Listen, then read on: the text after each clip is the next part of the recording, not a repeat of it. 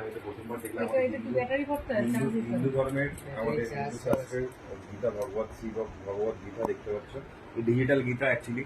এটা এবার basically unique টাইপের গীতা, এরকম গীতা আমি এর আগে কোনোদিন দেখিনি। সো এই কারণে আমার লাইভে এলাম। সো বেসিক্যালি এটা এই গীতাটা হচ্ছে ডিজিটাল টাইপের গীতা।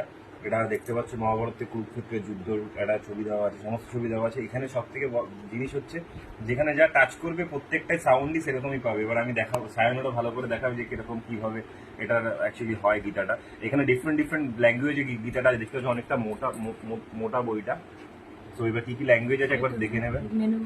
কোথায় গেল ল্যাঙ্গুয়েজ স্টেজে, কতগুলো ল্যাঙ্গুয়েজে থাকবো, মানে অনেক ল্যাঙ্গুয়েজ আছে, অনেক ল্যাঙ্গুয়েজে গীতাটা আছে। বেঙ্গলি, ইংলিশ, তেলেগু, তামিল, সমস্ত পাঞ্জাবি, ইংলিশ, মালায়ালাম, সমস্ত ল্যাঙ্গুয়েজে আছে। ঠিক আছে, এবার সায়ন দেখাবে তো বেসিক্যালি গীতাটা কিরকম করে কি ইউজ করে। প্রথম স্টার্ট থেকে দেখা, একদম স্টার্ট করতে হবে।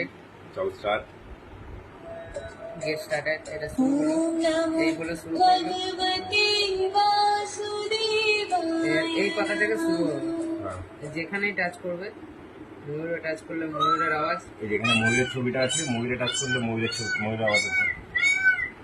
মানে কতটা ডিজিটাল ভাবতে পারছে, টেকনোলজি কতটা এগিয়ে গেছে ভাই। আমি তো এটা পাখিতে পাখি, এখানে পাখির ছবি দেওয়া আছে বলে পাখিতে টাচ করলে বলে পাখির আওয়াজ হচ্ছে। গণেশে টাচ করলে গণেশের আওয়াজ, গণেশে টাচ করলো গণেশায় নমঃ।